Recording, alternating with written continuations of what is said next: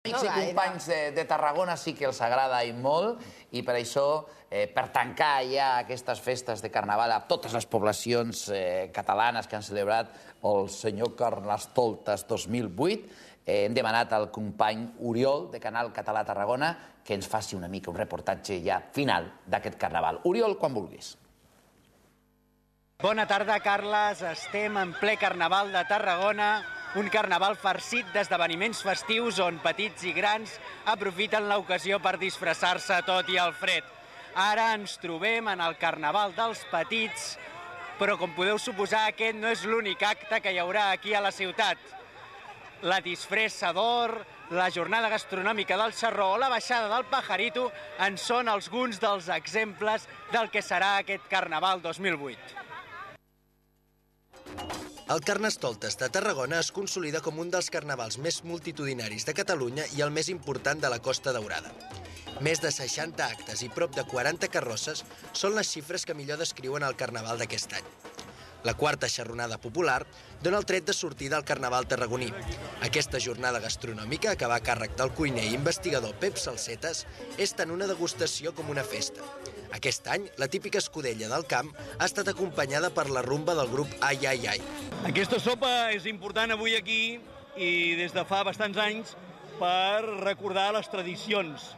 I aprofitem el moment dels carnavals perquè van de grassa, de porc, de disbauxa, i és una diada que encaixa molt aquest caldo, aquest plat, per fer-la arribar popularment a tothom i recordar el passat. La bota és el símbol del Carnaval de Tarragona. Es presenta tot just comença la festa d'hivern i es crema acompanyada del ninot i la ninota quan comença la quaresma. Una de les dissenyadores de la bota i de les disfresses del rei i la reina ens explica per què aquest any el Carnestoltes i la seva concubina s'han vestit tan clàssics. Aquest any van molt clàssics, molt conservadors, perquè de cara en fora. Però després, quan ve l'hora de la juerga i de passar-s'ho bé, si veieu, la ninota porta un tros de pèl blanc d'ell, vull dir que li ha fet una estirada, però el porta mig amagat, vull dir que són personatges amb doble vida. De dia, una aparença molt clàssica, però de nit i aquests dies de Carnaval esperem que es desmadrin com ha de ser.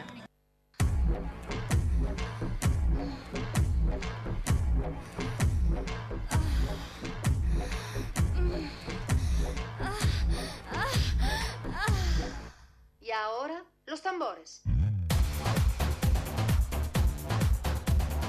Parlant de vestits i de disfresses, el nostre carnaval també té el seu toc brasiler amb la passarel·la La Disfressa d'Or, on els que més han treballat per fer-se una disfressa eixerida tenen la possibilitat de lluir-la.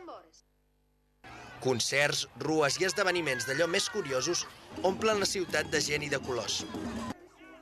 El dissabte al matí, i en honor a la baixada de l'Àliga que es fa per Santa Tecla, es va fer la tercera baixada del Pajarito, la carrera d'andròmines més esbojarrada de la comarca. La baixada del Pajarito és una cursa de carretons.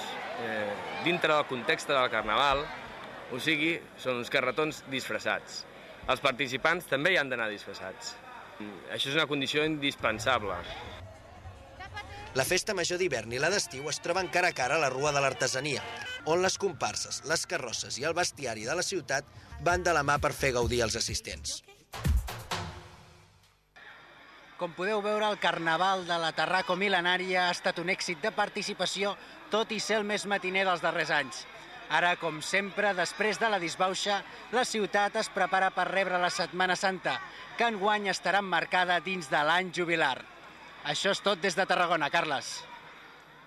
Moltes gràcies, Oriol, des de Canal Català a Tarragona. Per cert, quin carnaval més maco, la baixada del Pirulí? Del Pajarito. Ah, del Pajarito. Se baixa el Pajarito. No sé ben bé perquè veia cotxes així fets... És que vostè sempre pensant malament. No, perdoni, ho ha dit aquest senyor. Per cert, si m'ho permet, el mot del carnaval deriva del llatí carnem levare, que eren els dies previs a que es treia la carn de la dieta.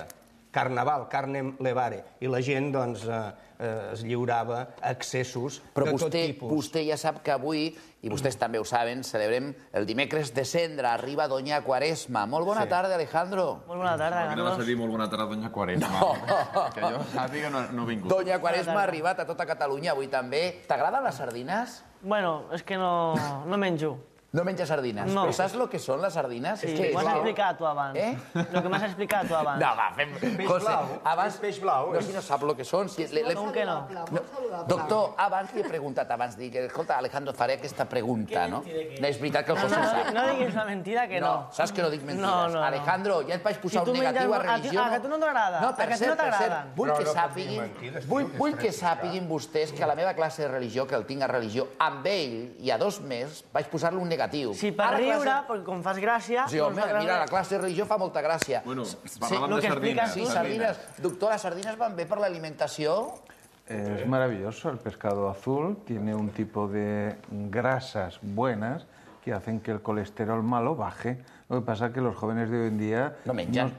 Aquest no sap lo que es una sardina, de veritat, Aparte, no deben saber que es un bicho que está en el agua, porque estamos acostumbrados a la lata. Sí, clar. Bueno, la lata també està bé, no? A mi m'agraden molt fer les brases, a peu de platja.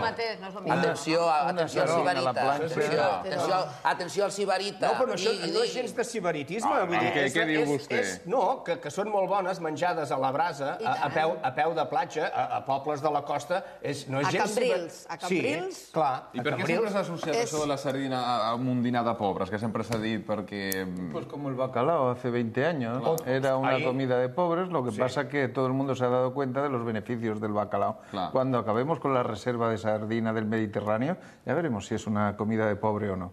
Això ho saben molt bé a Sabadell. Canal Català Vallès també ens ha preparat un reportatge avui, el dia de l'enterrament de la sardina, i per això hem demanat a la Jennifer que ens faci un petit reportatge de les sardines, per després també aquí parlar del preu de les sardines i si la gent jove pot comprar aquestes sardines o no. Jennifer, quan vulguis.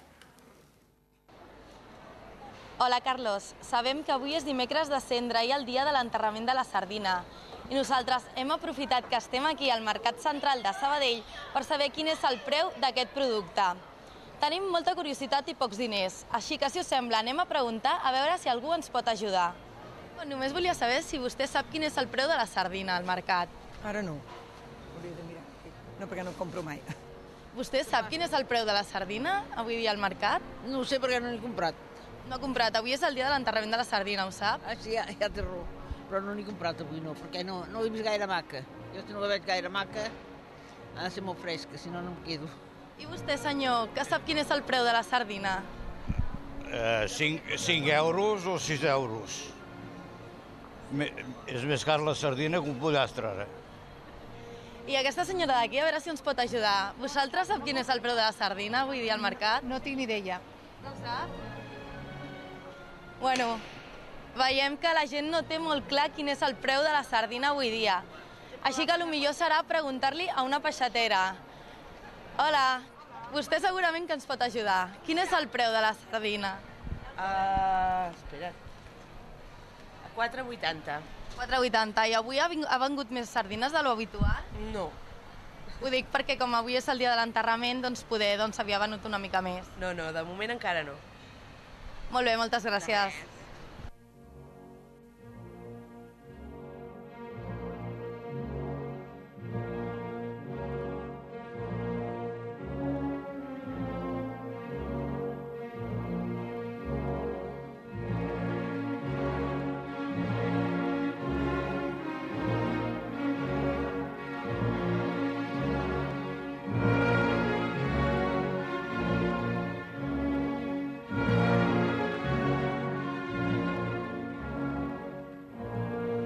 I amb l'enterrament de la sardina posem el punt i final al Carnaval i donem l'inici a la Quaresma. Així, Carlos, que si et sembla, ens quedem aquí fent cua per comprar la nostra sardina i després anar-la a enterrar.